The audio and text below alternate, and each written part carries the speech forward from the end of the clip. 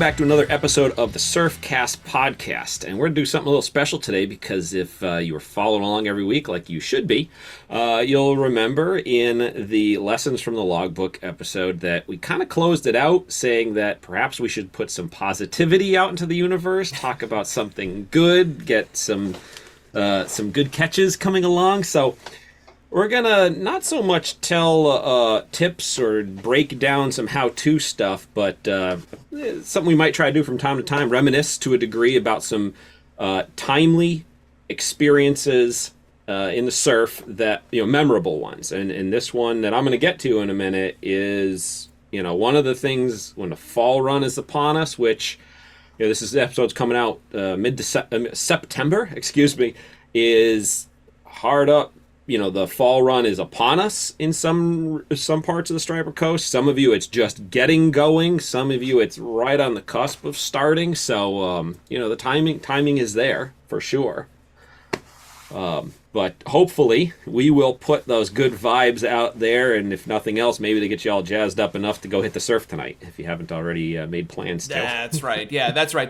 We're hoping with some of these story episodes to give you motivation and to have some fun and entertain you maybe when you're driving on your way, or it's Friday afternoon and later on you're going to be fishing and you're at work dying to get out because the Northeast is coming, or you heard that the mullet were in or the bunker, or, there's been sand eels. So that's kind of what these are for too.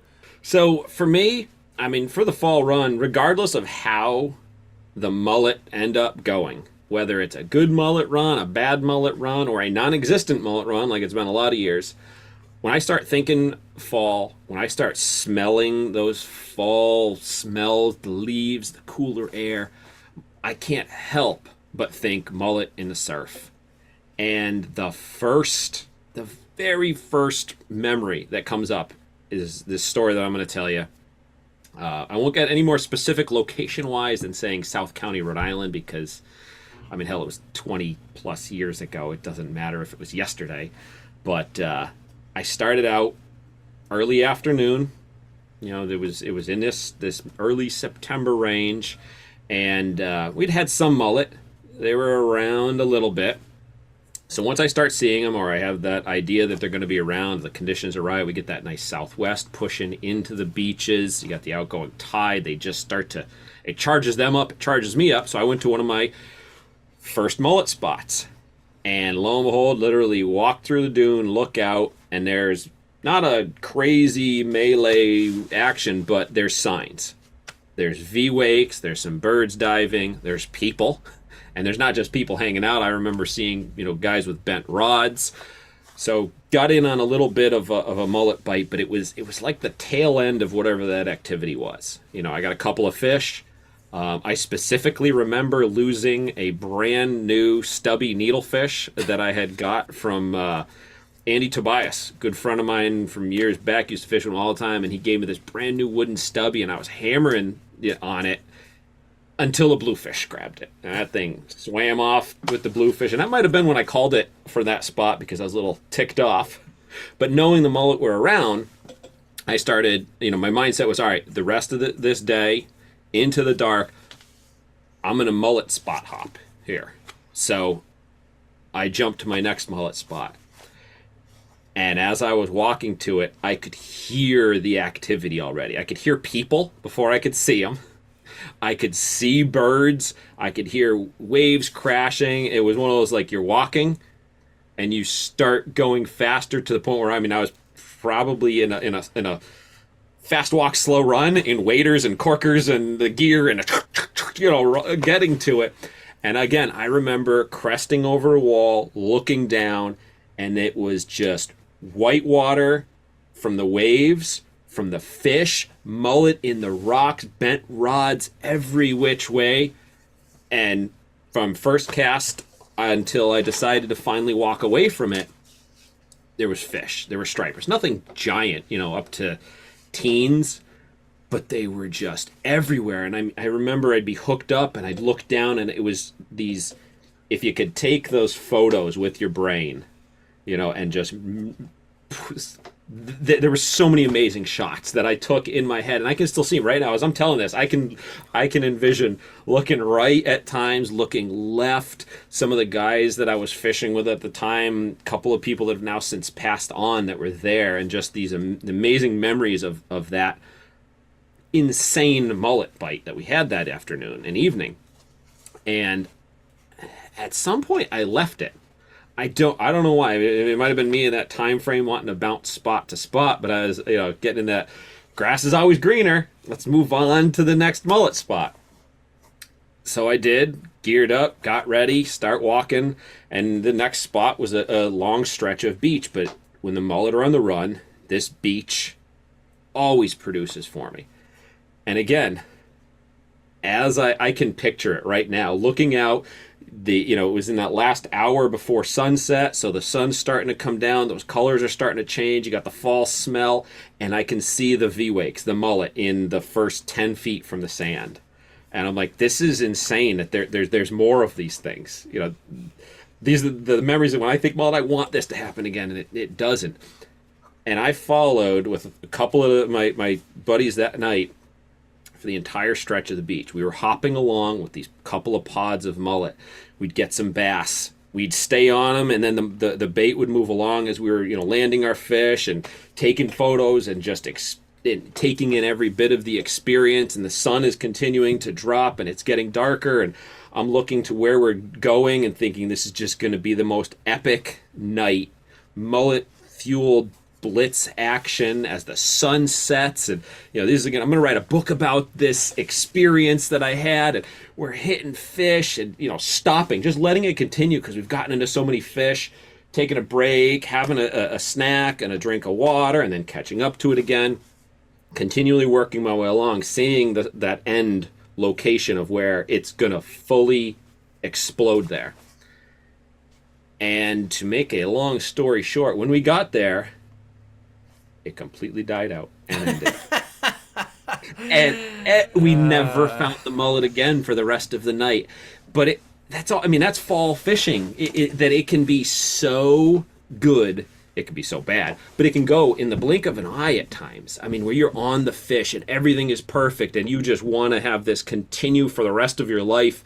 Stay on this bite to the point where you're like, you're not even taking full advantage. You're just watching it. You are just taking in the experience and watching what's going on and sitting back and, not taking full advantage because you think it's going to continue and because, hey, there's that spot right there where it's going to be even better, and you get there and that's it. I mean, it's in my mind when the fall starts. I mean, the other day when I smelled some of those first cool nights, I started thinking about this outing. It was, to me, that's like... That's what comes to mind when I start thinking of fall starting. Quintessential, cliche, etc. Yeah. It's maybe you'll have one this fall. yeah, maybe. I mean, and I did mention in the last Lessons from the Log, I think, right? Yeah, I did, about I saw some mullet, so here's hoping that this happens. Yes. This is a story-only episode, but I can't help but ask. What lures were you using? What were you using when you're on these mullet? So that first stretch, like I said, was that stubby. I mean, because it was a new plug. I might have been the first outing with it, or it might have been one of the first. So, a stubby needlefish. It looked like a Super Strike bullet, basically, but out of wood. So it's that mullet size. The second location, it was primarily the Super Strike 2 3/8 ounce popper. Course. The swimming the sinking popper on the surface, which again looks like a mullet. And I will say, and I've gotten this argument a million times, it was a parrot. It was not blue and white. Now I don't know how much the color mattered that evening at that point, that location, because I saw stuff caught on all colors. But I am not a blue and white or even just a straight white plug guy when the mullet run. I've done really well on the parrot, and that might even have been where my first parrot fascination began, was around mullet. I don't know why, other than just some good experiences here and there. But yeah, the second stop was primarily the popper. Then that third stretch, walking the beach, I won't forget that. It was, I guess, a traditional mullet plug. It was a vintage Adam Jr. Nice. Now, in that case, yeah, it's blue and white, but that's because there's only a couple colors. Yeah, I was of gonna say that is the color. Yeah, That's the I mean, color. I spray painted some different colors, but I remember that night I had that clipped on, and not specifically so much because I was like blue and white mullet. It was more because surface, slow swimmer, and the profile. I mean, that again, it could be any color at that point. With that Adam Junior, the way that thing swims on top, it does what the mullet do. I mean, they look the same. The size is the same because we don't get the corncob, the ginormous guys Yeah. too often up Yeah. here. That Yeah, we don't like get those. Yeah. nah, the ones that the tarpon go after down south. Yeah. If you see like a 6-7 inch mullet up here, you're probably on the top end of what you're gonna run into. Yeah. But It's a palm size Yeah. sort of thing. yeah, Yeah. Well, great story. Man, I hope we run into that because that's one of my. I'm not a big. As the podcast goes on, and maybe it's already becoming clear, but I'm not a big bait guy. You are even a little bit more because your bunker are really important to a lot of your fishing. I think, right? Sand eels, sand eels can be very important to a lot of my fishing too. But even then, I'm not usually trying to focus on the sand eel. But I will say, yeah, when it comes to bait that I care very much about mullet. They become the pattern. All of a sudden, that's the pattern. You're like, oh, the patterns of the wind, and it's the right tide, it's the moon, it's the time. It's like it just becomes mullet. Mullet is the pattern, and like that's the pattern. Like you're just trying to find them. That's all you need to do. You just got to find them, And when the fish are on them, it can be so fun. That's for sure. So. I will say, maybe you can expand upon this after your story. Usually, when they're on the mullet, it doesn't seem to be terribly frustrating. I don't recall any frustrating bites. Like, when they're on peanuts sometimes, or even when they're on adult bunker or sand eels, they can be frustrating, but they seem to be striped bass seem to be more willing to take plugs when they're on mullet. Yeah. I mean, I'll just say right now, I mean, you probably have more experience. You do. You have more experience than I do with this. But in my more limited experience, I should say, I'm always comparing to your 40 years or whatever it is, but since you've been fishing since you were 4 years old or whatever, in the surf. In my experience, it's like it's on. The fish just have to be there. I mean, sometimes you have mullet and it's not on, but that's because I believe very strongly there's just no fish. Mm-hmm. If there's stripers and mullet, it's on. And it's like, how can you best deliver your plug to them is basically all you got to really think about oftentimes. So, in the melee. And like maybe the parrot is about getting them to notice. Yeah, perhaps it stands out. Maybe that's the key in it. Yeah, because stripers' vision, which maybe we'll get into another podcast too, they actually change the colors they see night and day, and they skew yellow during the day, and so probably they can see the parrot better. A lot of fish can see chartreuse better anyway, so it's in their range, but stripers tend to skew towards yellow, so maybe that's why. Your story, I mean, obviously everybody can probably break through the fourth wall a little bit. Obviously, Toby and I talk about what we're going to talk about before we get into the podcast. This isn't like completely, unrehearsed, if you will.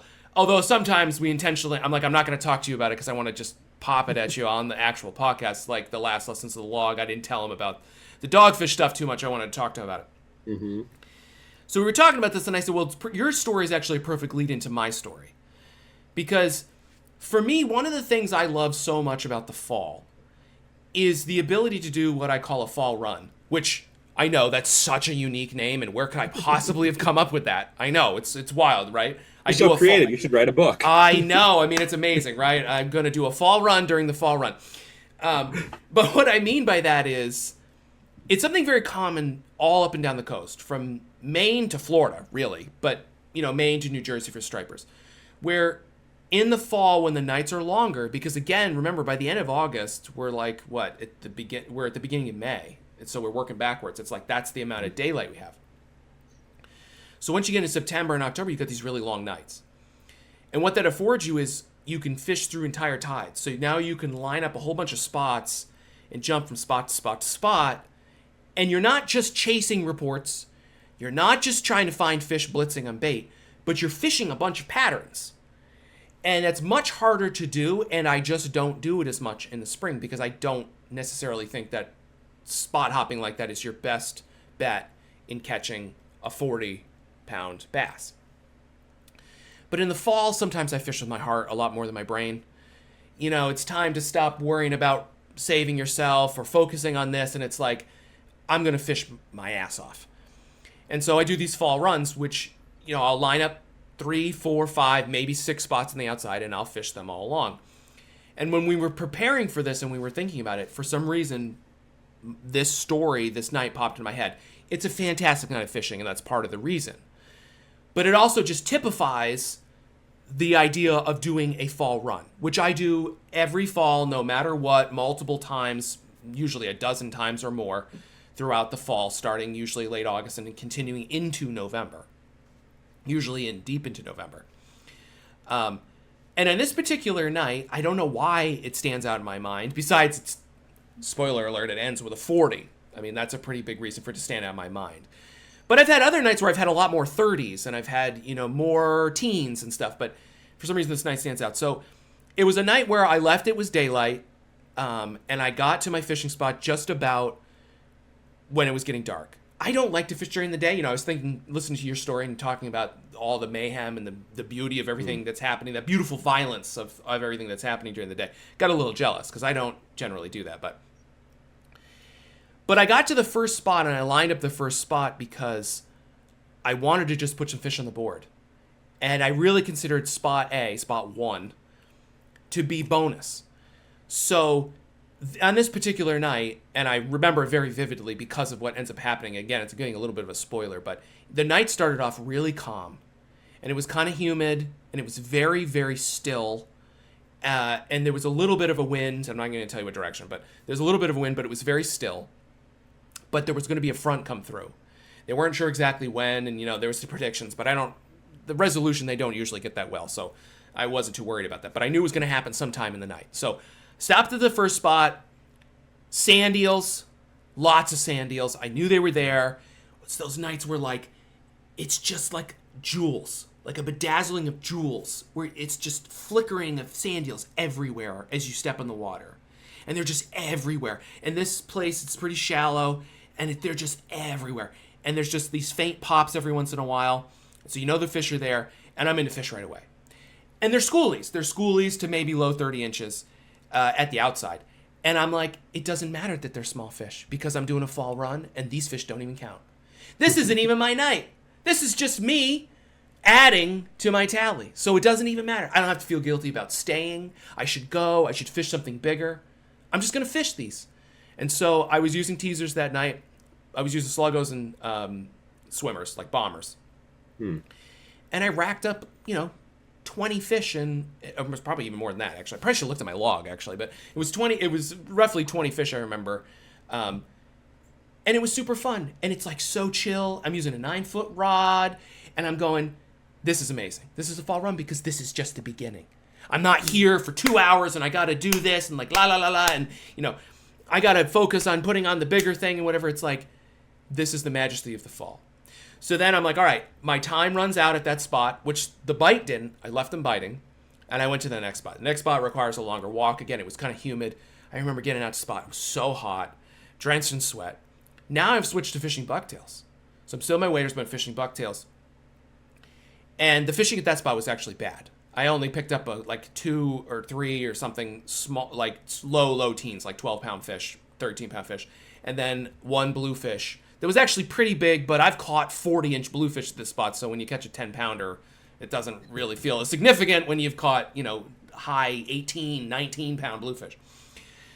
So it's a long walk. It was super hot, and I was a little bit, let down, but I kept thinking in my mind, yeah, but it's a fall run. So you're not going home after this. And you already got all those bonus fish. So you got the little fish out of the way. This was it wasn't really worth it, but you came, it could have been good. And this isn't your last spot. So moved to the next spot, and as I was moving to the next spot, the front came. And it was one of those nights where at the next spot I had to put my wetsuit on. So now I've gone from waders to wetsuit, right? So I'm doing both. So then I'm putting my wetsuit on, and it's pouring. And I'm standing in the rain, pouring, trying to change into my wetsuit. Oh my God, I'm trying to do it in the car. You're trying to change into it. Oh, it's in the buggy you're trying to change. It's the worst.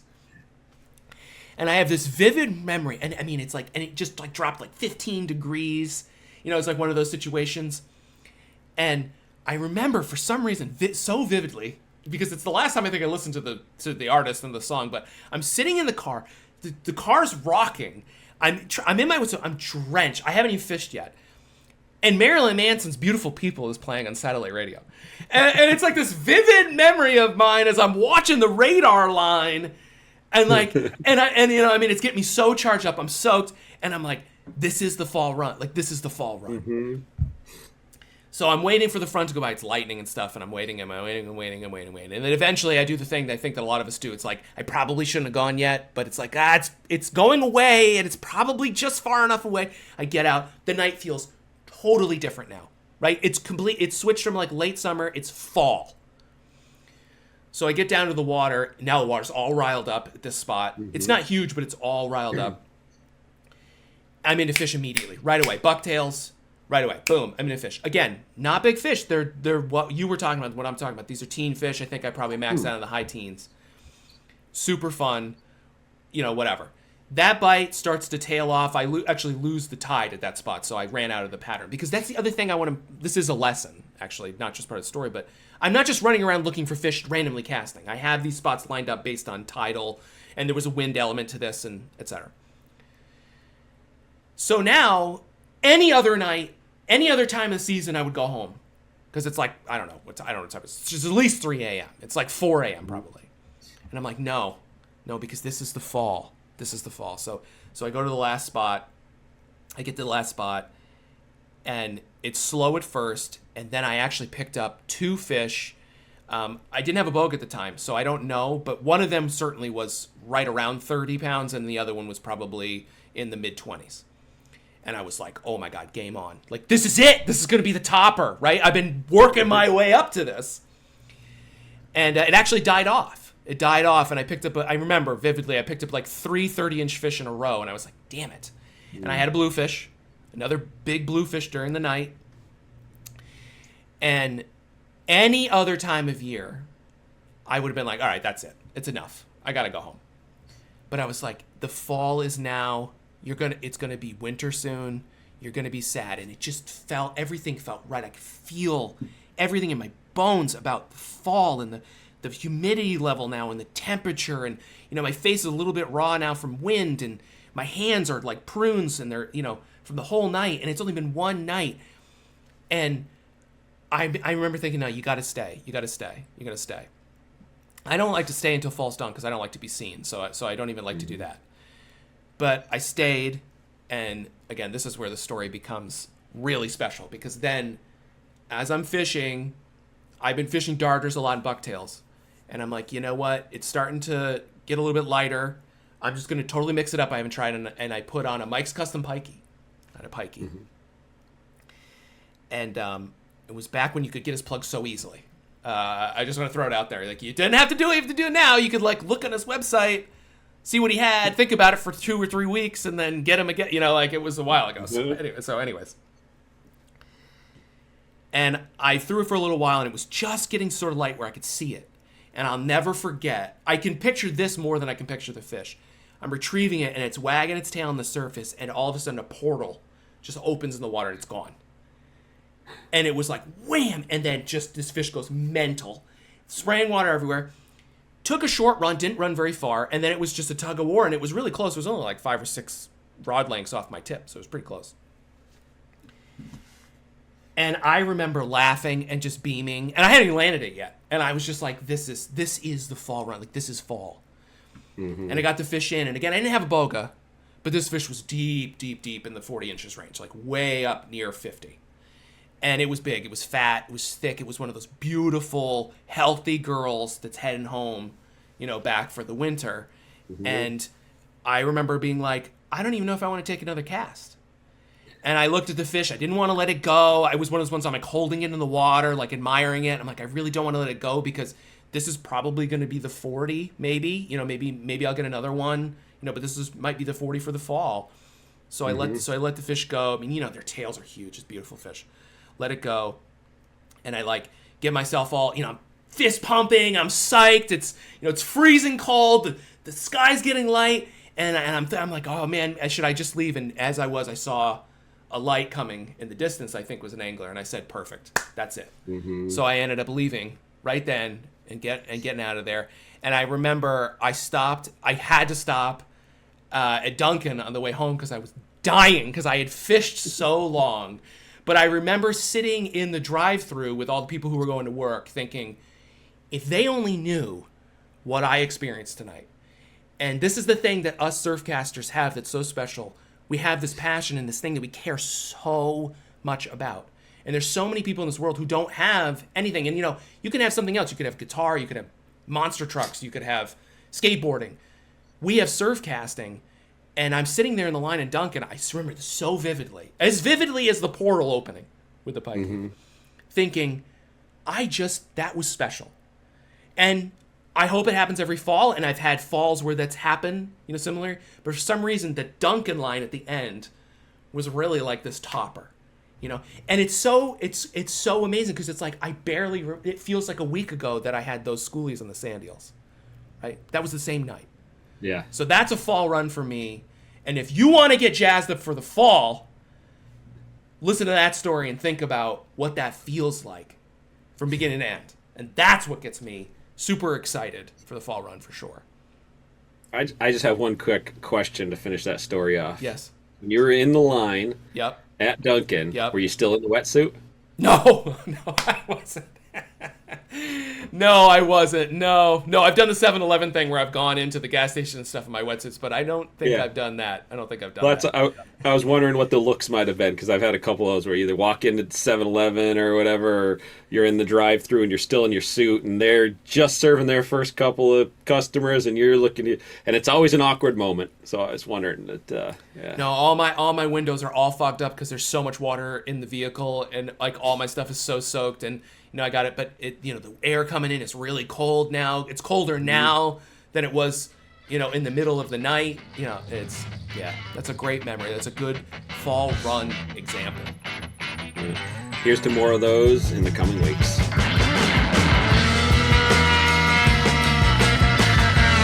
This has been a weekly edition of the Surfcast Podcast. You can find out more about the podcast at surfcastpodcast.com or definitely check us out on social media, Facebook, Instagram, at the Surfcast Podcast.